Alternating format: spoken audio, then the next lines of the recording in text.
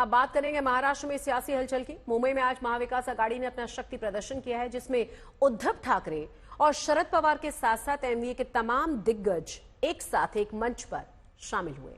हालांकि सबकी नजरें इस खबर पर थी कि बैठक से शायद सीएम पद का चेहरा निकलकर सामने आ जाए, लेकिन कुछ ठोस नहीं निकल पाया।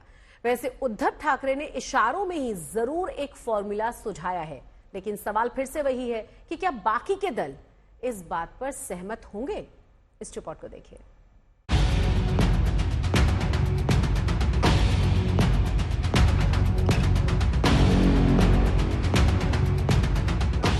महाराष्ट्र में विधानसभा चुनाव की तारीखों का ऐलान तो नहीं हुआ है, लेकिन चुनाव जीतने की तैयारी की रेस जरूर शुरू हो गई है।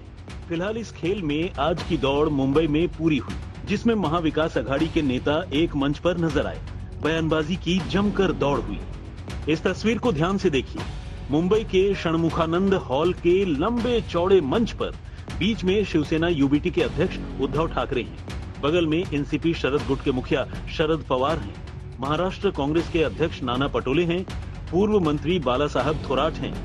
उद्धव के खासम खास संजय राउत हैं। बारामती से सांसद सुप्रिया सुले हैं। पूर्व मुख्यमंत्री पृथ्वीराज चौहान हैं।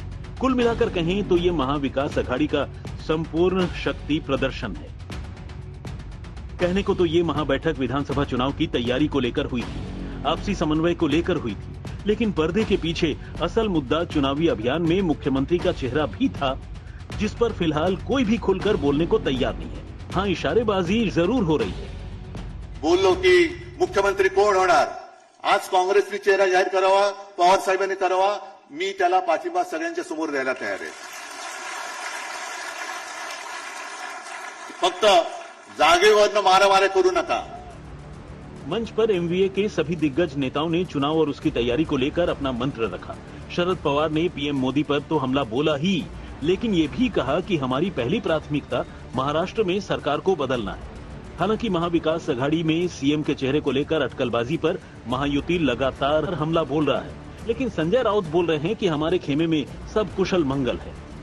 हम चाहते हैं विधानसभा चुनाव में हम महाविकास आघाड़ी एक साथ लड़े।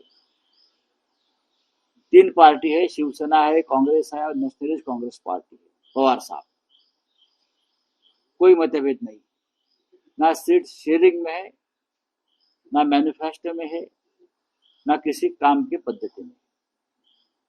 उद्धव ठाकरे जी ने कहा है कि हमको एक साथ मिलकर काम करना है और इस राज्य के सत्ता पर जो डकैत बैठे हैं, जो लूट रहे हैं इस राज्य को, उनको हटाना है।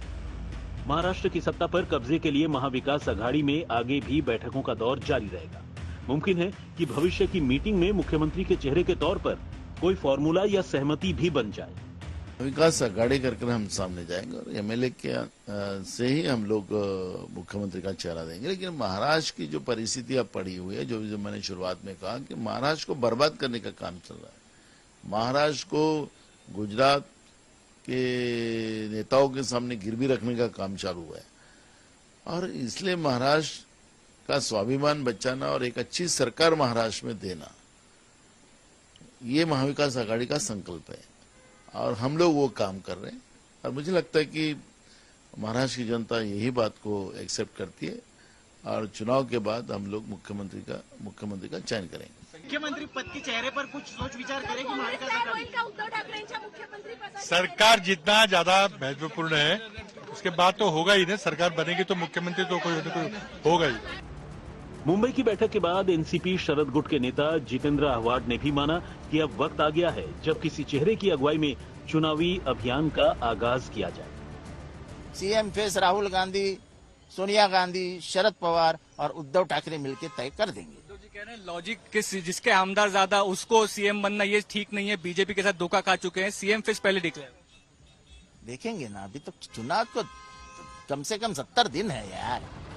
फिलहाल महाराष्ट्र में चुनाव जीतने के लिए अपने अपने खेमे और तैयारियों को दुरुस्त किया जा रहा है, क्योंकि पूरे देश की नजर महाराष्ट्र पर है और यहाँ के नतीजे आगे का संदेश और संकेत दूर तक देंगे। मुंबई से मुस्तफा शेख और ऋत्विक भालेकर के साथ आज तक ब्यूरो।